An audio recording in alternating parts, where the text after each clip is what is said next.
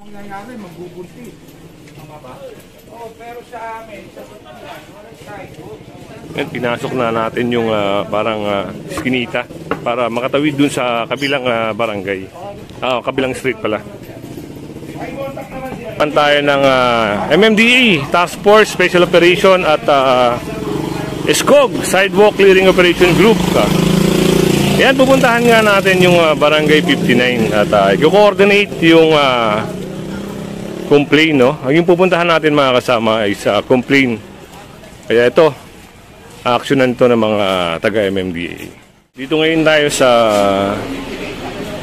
tapat ng Barangay Hall.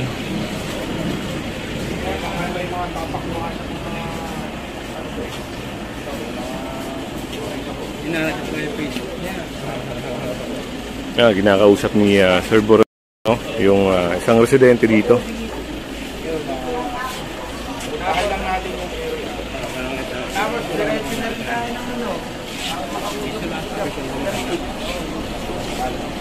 Malapit lang yan, follow up nyo regarding sa lugar mo yan. Dapat gawat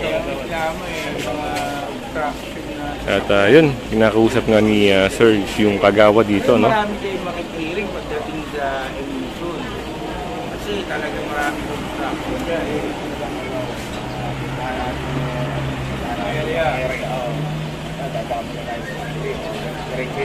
Diretso muna tayo sa 59. Tapos picture kayo, tapos pumunta kayo. Kami na bahala nito. Paano nga ako dito ang gagawin?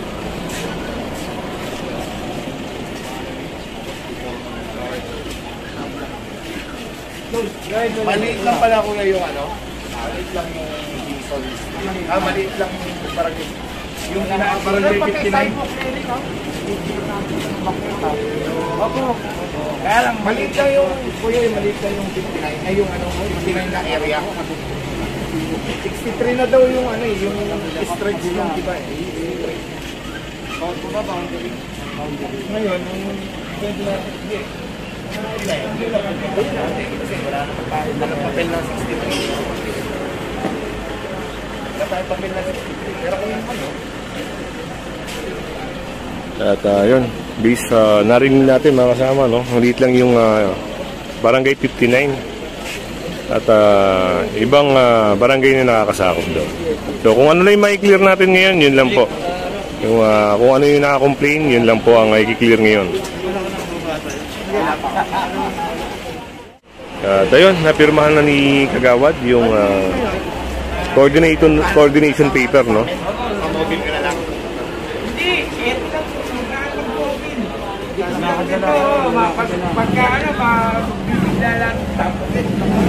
Ito lang o, ito lang. Pagpasok. Lahat na lang tayo. Dito. Tama si Hilda rito. Dito tayo dadaan. Meron dyan. Meron dito para makita niyo. Dito na lang tayo. Mas maluwag yun. Mabalik tayo. Hindi. Maglalakad lang tayo. Ayun, at susunod lang tayo kay Kagawad para doon sa area, subject area.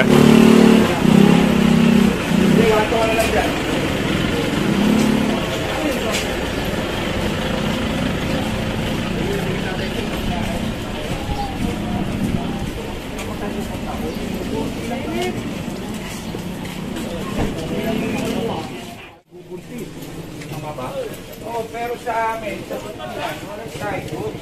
Yan, pinasok na natin yung parang skinita para makatawid dun sa kabilang barangay. Kabilang street pala. Ay, contact naman siya, no? Puro yung po ay contact.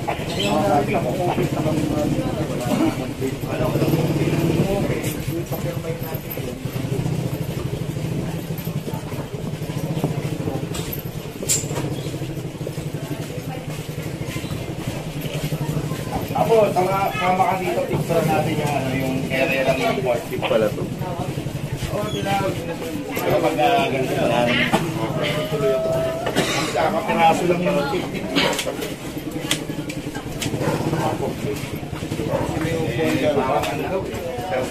yun.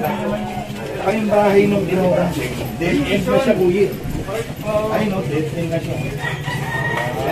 Hindi, pakikita ko sa yung bahay ni May.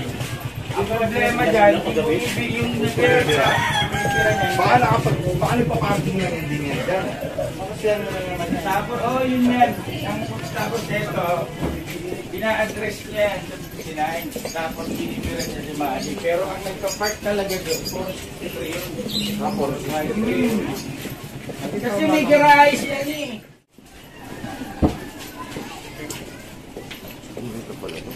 Ay! Sir. Uy!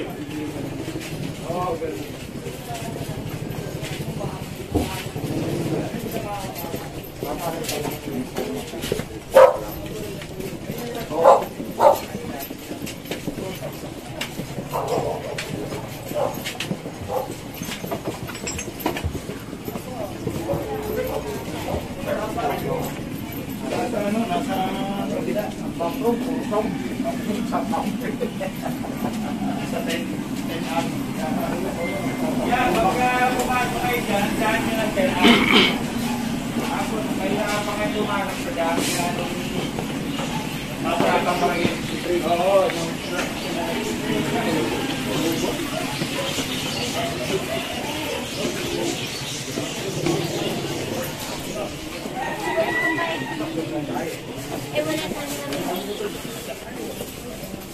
Yan mga kasama, looban na yung pinasok natin, no, para makarating tayo dun sa kabilang street.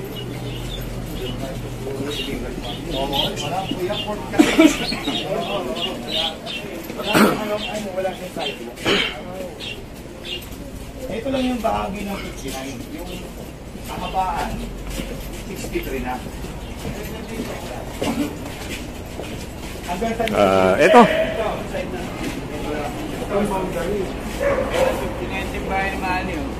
Ito yung kinu-complain na lugar. Yun daw yung garahe. Ito.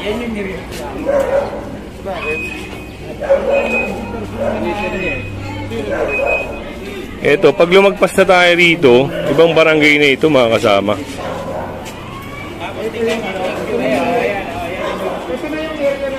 Yan lang. Ano lang yun? Oo, dati. Ayan lang yun. Ayan yung NLEX. So, ibig sabihin, hindi illegal parking. Wala, hindi. Oo, ang problema, yung sinasabi ko naman na maraming ano. barangay.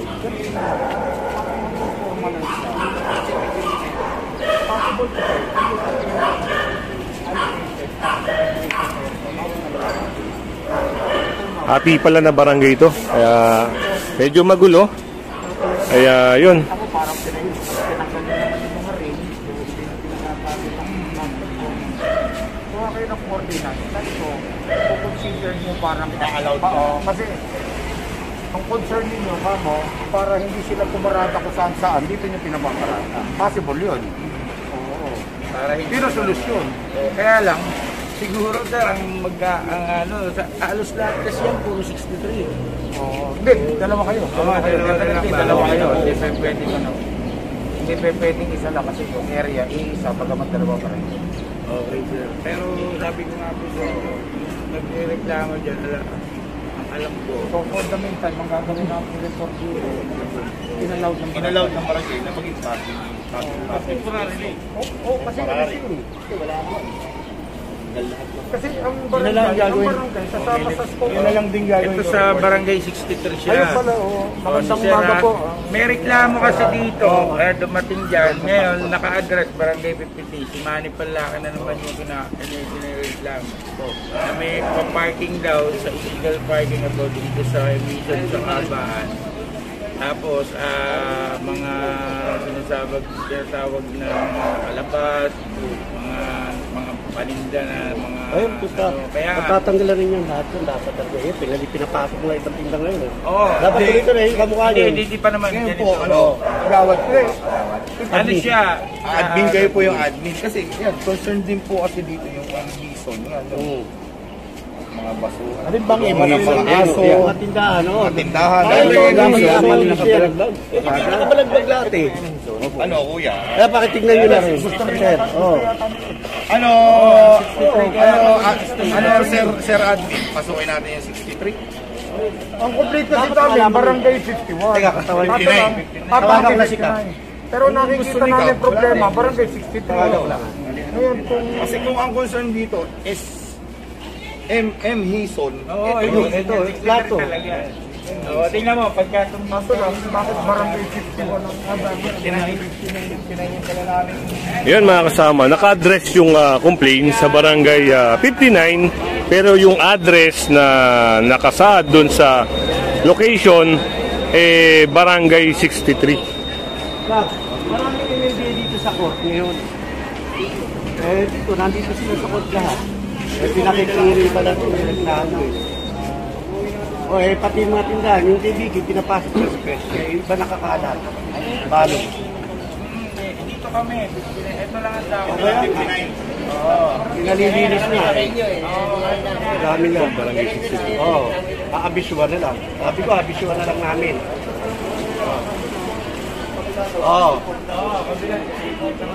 Hindi kami nakikialam. Ganun lang.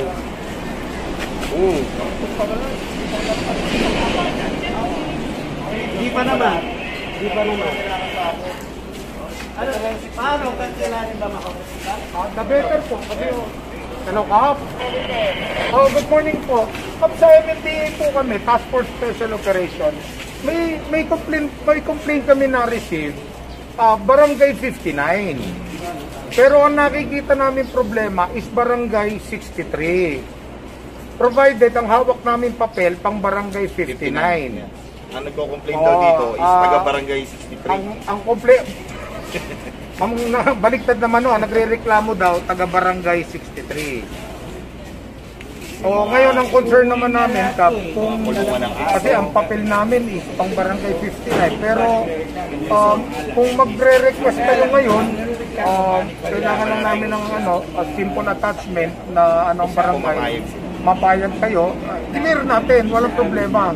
Masamahan lang natin. Pambaga at service po kami kung gusto nyo. Samahan na kami ng mga taga-barangay nyo. Opo. Okay.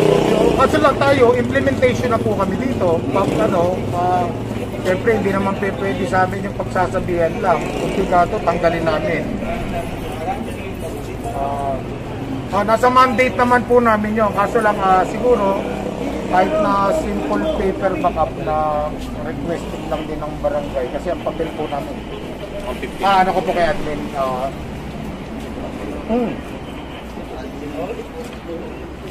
Nandito po kami actually sa court Nandito po kami. Mahaba ba yung 63? Hison Hanggang max. Kasi yung truck na, mga mini truck lang na. Sila nag-aalam nagkikiring din sa kanahin. Kaya yun, hinggan ko kami. Yung marami namin sa iba. Pero for the meantime, kung gusto nyo operate namin dito, sige po, kasapin nyo na lang po siya. Ganito, sir. Kung gusto nyo operate natin po ngayon, kasi magbilang kayo ng issue, tatapin na.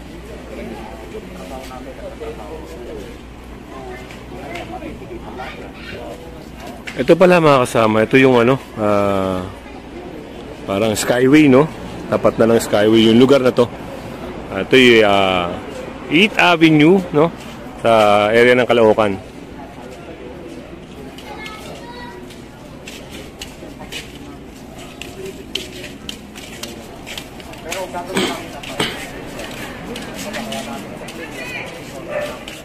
Mga kasama, nandito ngayon tayo sa may Barangay 63, Zone 6, District 2. Yan, kasi yung papel ay nasa Barangay 59, ang problema ata ay nasa Barangay 63. So, nakikipag-coordinate sila si Richard at Team Bravo para dito nga sa problema na ito.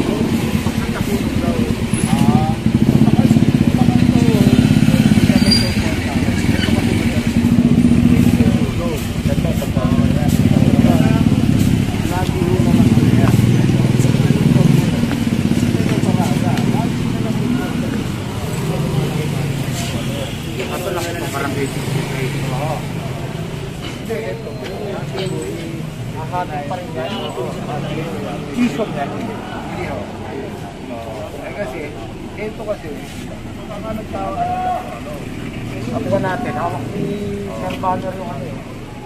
kasi nangyayari. Sa pong head ng ano, task force. Kami composite din po eh. Kami naman sa sidewalk area. Tapos sila sa traffic po. Combine po kami. Nirasan kami ng task force. Yan, kalawa kayo, kalawa.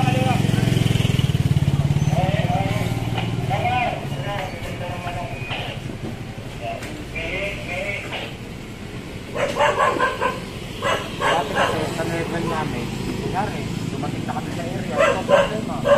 Pag sinabi na lilisin mo na rin sa namin. Go kami. Ayun, ang mabigat kasi na yun, karoon ng ano sa Manila Council. Na definitely, dapat tatakasalation ng MLK, alam ng mayor. Hindi man alam ng mayor, pero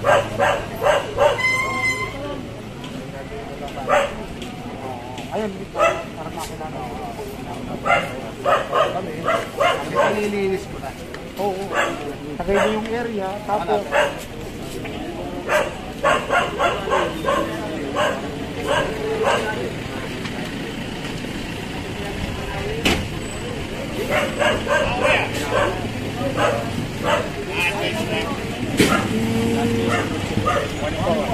tawag ng tax. Team Bravo po. Nakasbagit po. Nakasbagit na ako yan. Portion lang, ngayon, dati mga kasi, dati, walang problema. Kaso lang napagtayo sana sa Metro Manila Council. Nagkaroon kasi Dapat ng na ang complaint. complaint. Nakapapil po talaga. Kasi may hirap, mamaya may isa dyan na may alam din, marunong, hindi naman natin masabi. Technical. Tayo babaliktad dyan. Kasi technical po tayo dyan kasi wala tayo ang dalang. Kano, susulat na lang. Opo. Ako muna yung mga tao mo. Oo, yun po. At least, na-advise po sila. Tapos, notify nyo rin para hindi tayo, yung humanitarian ba? Notify nyo rin, kailangan linisin itong lugar na ito, ha? Mamaya, pasukin na tayo ng hindi dito. Wala tayong magagawa, ha? Para peaceful ba? Hindi tayo nagkulang ng ano. Tapos, pangalawa, sir, yung letter nyo, meron kami para mas madali. Meron kami active officer na kasi sa video. City Hall. Halika! Si ano? Si Carizal. Yan yung aking ano. Para mabilis po. I-address niya sa kanya. Ikaw mag-a-address sa kanya. Direct mo sa kanya. AO namin. Address to chairman, tapos pero i-force through nyo para mas mabilis.